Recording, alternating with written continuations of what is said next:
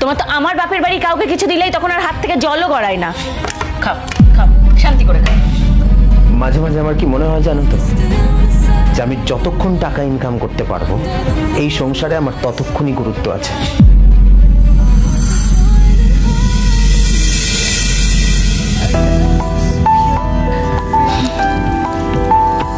এই শোনো, আজকে কিন্তু সোনার দোকানে যাব।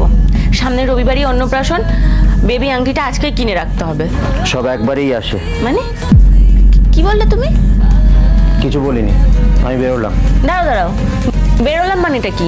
টাকাটা রেখে যাও। এই টাকাকে আমি সবসময় পকেটে নিয়ে ঘুরি নাকি? নাকি আমাকে তোমার এটিএম মেশিন মনে হয় যে চাপ দিলেই পয়সা বেরোবে?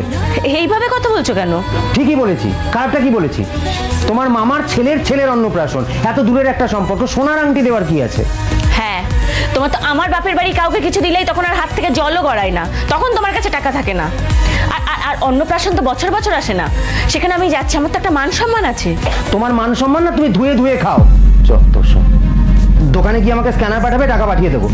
যা খুশি কর তুমি। আরে কি হলো? টিফিনটা তো দেবে। দেও না, বাইরে খেয়ে নিও।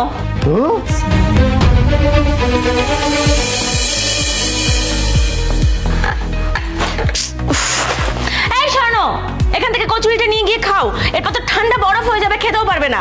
আর তখন আমাকে বলবে আবার গরম করে দাও। আমি তো আছি বাড়িতে একটা চাকর, তোমার পোষা, সারাদিন কি করে আমাকে খাটানো যায় সেটাই বোঝো। এই তোমাকে না কতবার বলেছি আমাকে না জানি অনলাইন থেকে শপিং করবে না?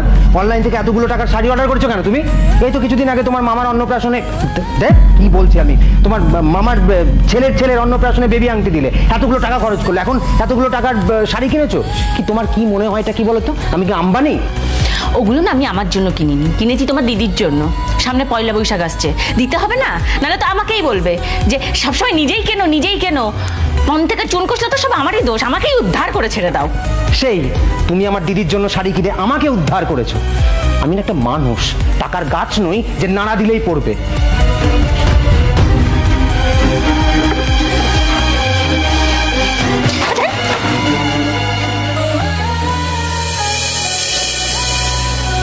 ফিরে গেছো?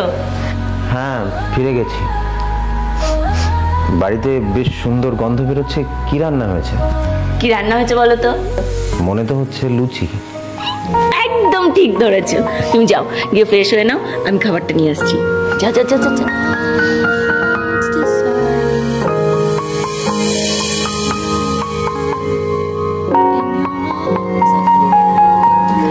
এই নাও গরম গরম লুচি। আহা, তোমার হাতের খাবার মানেই অমৃত। তাড়াতাড়ি খাও। আচ্ছা শোনো, মায়ের থেকে যে 3000 টাকাটা নিয়েছিলাম না, ওটা কালই ফেরত দিতে হবে। স্যালারি হয়েছে তোমার? না, স্যালারি আটকে গেছে। কেন? ওই 4 দিন ছুটি নিয়েছিলাম তাই। কেন কেন ছুটি নিয়েছিলে?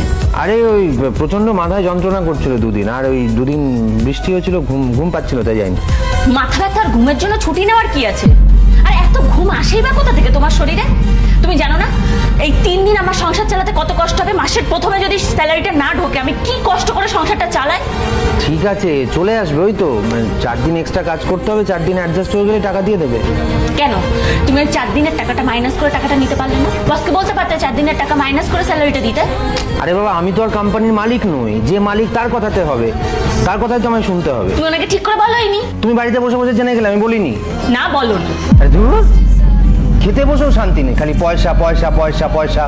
সেই তো, তুমি তো তোমার মতন অফিস চলে যাও, কথাগুলো তো আমাকে শুনতে হয়। ওই মুদির দোকান থেকে বাড়িওয়ালার লোক প্রত্যেকে তো আমাকে এসে কথা শোনায়, সারাদিন তো আমাকে শুনতে হয় কথাগুলো।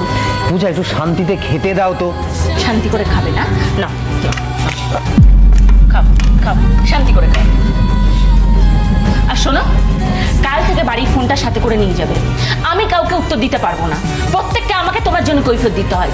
সবাই কি কথা বলে সেগুলো তুমিও শোনো, কত কথা আমাকে শুনতে হয় তোমার জন্য। আরে পরশু দিনের পরের দিনই তো স্যালারি হয়ে যাবে।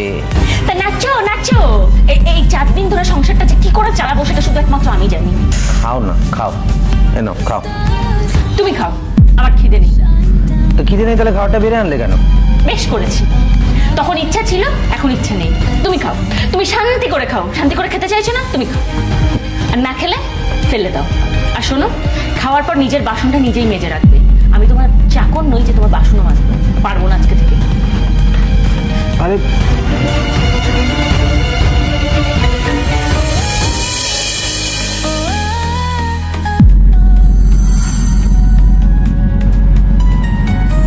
কি ব্যাপার, তুমি যে বললে তোমার স্যালারি হয়নি, মিথ্যা কথা কেন বললে?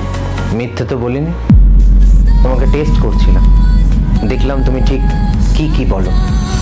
সেই আমি কি করব বলো? একদিন টাকা দিতে দেরি হলে লোকে তো আমাকে এসে কথা শোনায়, তোমাকে তো শুনতে হয় না।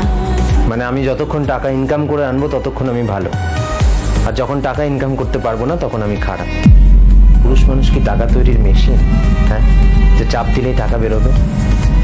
পূজা, আমি তোমাকে মাসের শুরুতেই বলেছিলাম যে আমি এই মাসে চাপে রয়েছি, তুমি অন্নপ্রাশনে অতগুলো টাকা খরচ করো না, সোনার আংটিটা কিনো না। কিন্তু তবুও তুমি আমার কথা শুনলে না, তুমি সেই সোনার আংটিটা কিনলে। মাসের শেষে চাপে পড়লে তো, তোমার মায়ের কাছে 3000 টাকা ধার করেছো, এখন সেই টাকাটা তো আমাকেই শোধ করতে হবে।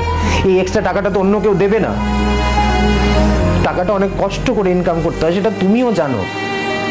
পাড়া প্রতিবেশী আত্মীয় স্বজন কে কি ভাবলো, কে কি বললো, তাতে কিচ্ছু যায় আসে না, কারণ তারা তোমার সংসারটা চালায় না, চালাই আমি, চালাও তুমি। তাই আমাদের ভালো থাকাটা ইম্পর্টেন্ট। ওজন বুঝে ভোজন করতে হয় পূজা। কে কি বললো সেই কথায় কান দিলে মাসের শেষে পরিস্থিতি এরকমই দাঁড়াবে।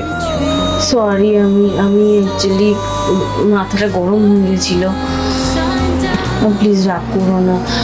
আমি তোমার সাথে খারাপ ব্যবহার করে ফেলেছি, সরি। তো মাঝে মাঝে আমার কি মনে হয় জানো তো, যে আমি যতক্ষণ টাকা ইনকাম করতে পারবো এই সংসারে আমার ততক্ষণই গুরুত্ব আছে।